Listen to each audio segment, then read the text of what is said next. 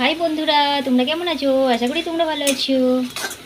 তো চলো, আমার শ্যামলী দির ভিডিওয় তোমাদের ঘরে স্বাগতম। তো চলো, এই যে 10টা 11 পাক্কা 10টা বাজছে। গাজর ভাজা করতে দিয়েছি ঘিয়ের সাথে। এই যে এখানে ঘি রাখা আছে, আর এখানে হবে তোমার ফ্রাইড রাইস। আর এইখানে এই যে কাজু বাদাম আর হচ্ছে কিশমিশ সব ভাজা হয়ে গেছে, মানে ভাজা করে রাখা হয়েছে। আর এখানে হচ্ছে ক্যাপসিকাম, বিনস, আর এদিকে গাজরটা ভাজা হচ্ছে। আর এখানে আছে তোমার রাইসটা।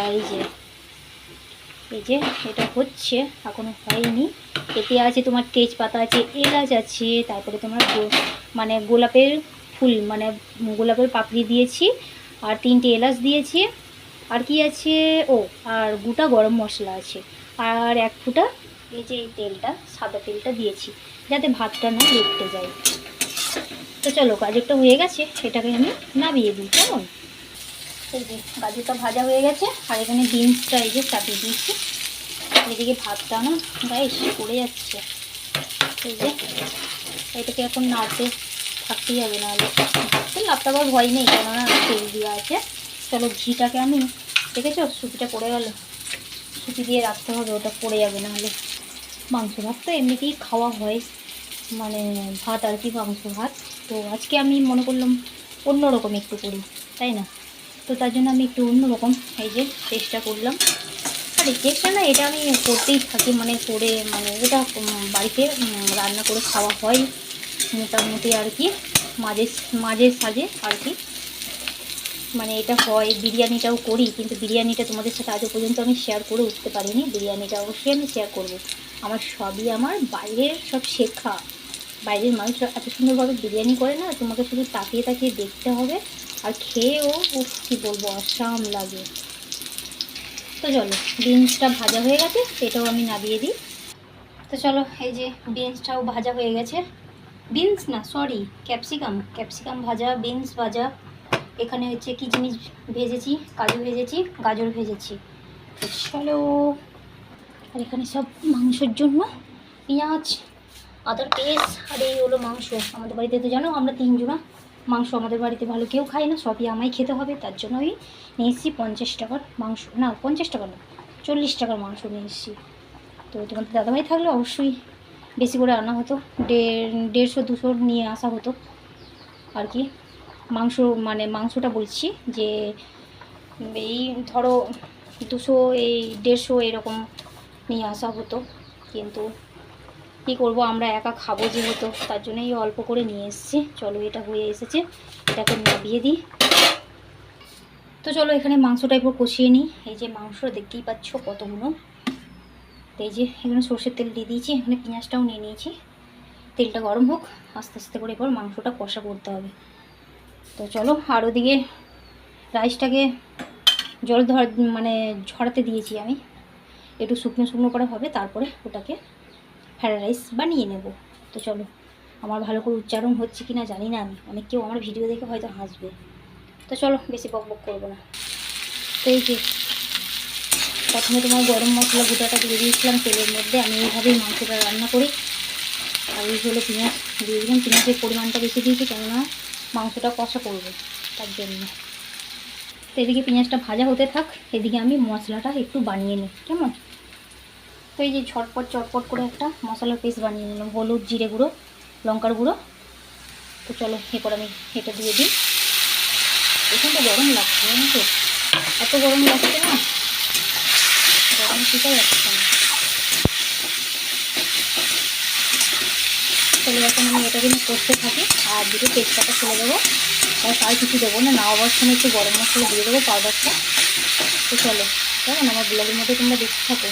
তো চলো, এই যে কষার মধ্যে 2-3টে ছাড়ানো রসুন, আমি গোটা রসুন দিতে পারতাম কিন্তু দেবো না, ছাড়ানো রসুনটা একটু বেড়ে গেছে, এইটা দিয়ে দেবো গোটাটা, খেতে বেশ ভালো লাগবে। চলো, তো চলো, এই যে নুন দিয়ে দিয়েছি, এখন আমি কষতে থাকি। আর গ্যাসের আঁচটাকে একবারে ধিমে করে দেবো, দিয়ে তারপরে ঢাকা দিয়ে রেখে দেবো। আর ওদিকে চলো, বড় কড়াইটা রাইসটা বানানোর জন্য কড়াইটাকে একটু ধুয়ে নিয়ে আসতে হবে। এই কড়াইটা হবে না, এটা ছোটো কড়াই, আর একটা বড়ো কড়াই আছে, এটা নিয়ে ওটাকে বানাতে হবে। তো চলো, এই যে বড় কড়াইটা ধুয়ে নিয়ে চলে এসেছি, গ্যাসটাও জ্বালিয়ে দিয়েছি। আর এদিকে এই যে কষাতে বসে দিয়েছি, ধিমে করে দিয়েছি আঁচটাকে, এই যে ঢাকা দিয়ে রেখে দিয়েছে। তারপর চলো ভাতটা আমার কদ্দূর হলো, শুকিয়ে গেছে কিনা, জলটা ঝরেছে কিনা, চলো একটু ঝরঝরে না হলে আবার ভালো লাগবে না, তাই না? সে ইয়ে হয়ে যাবে। এই যে মেয়ে আমার এইখানটায়, ওই যে এখানে টেবিল ফ্যান লাগানো আছে, আর এইখানটায় মেয়ে আমার মানে মাছি তাড়াচ্ছে। মাছি তো বসবেই না, কেননা টেবিল ফ্যানের হাওয়াটা গ্যাক গ্যাক করে যা যাচ্ছে না, কি বলবো। তো চলো অনেকটাই শুকিয়ে গেছে, তো এবারটাকে এরপর নিয়ে যাওয়ার ব্যবস্থা করতে হবে, আর একটু থাক পাখার হাওয়ায়। তো চলো ঘি দিয়ে দিয়েছি, কিন্তু ঘিটা কেমন একটা গন্ধ, ভালো হবে কি না জানি না। আমি কি ঘি নিয়ে চলে এলাম। তো চলো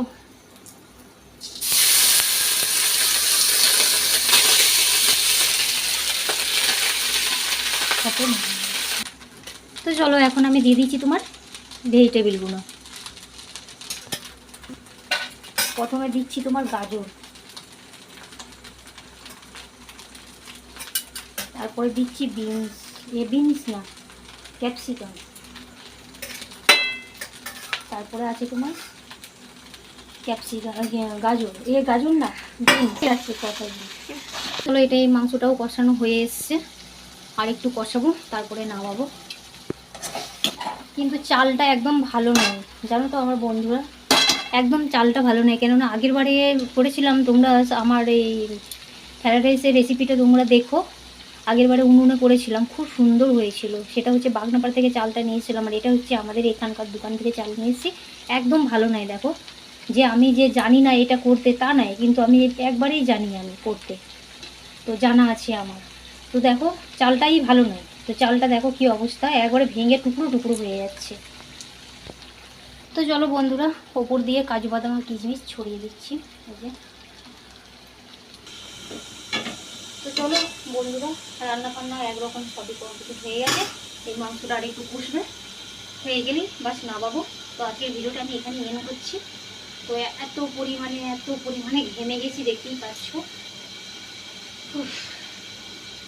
তো চলো তোমাদের মানে রুচিগুলো তোমাদের সাথে আমি শেয়ার করে নিই, সেটা তো ওটার জন্য আমি ক্ষমা চাইছি, ক্ষমা করে দিও।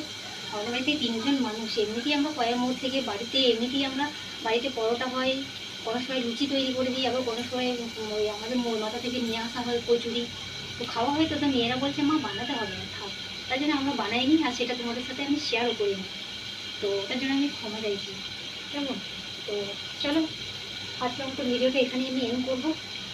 Tata, bye bye. আর ভালো লাগলে অবশ্যই একটা লাইক করো আর সাবস্ক্রাইব করো, কেমন? তো চলো বাই।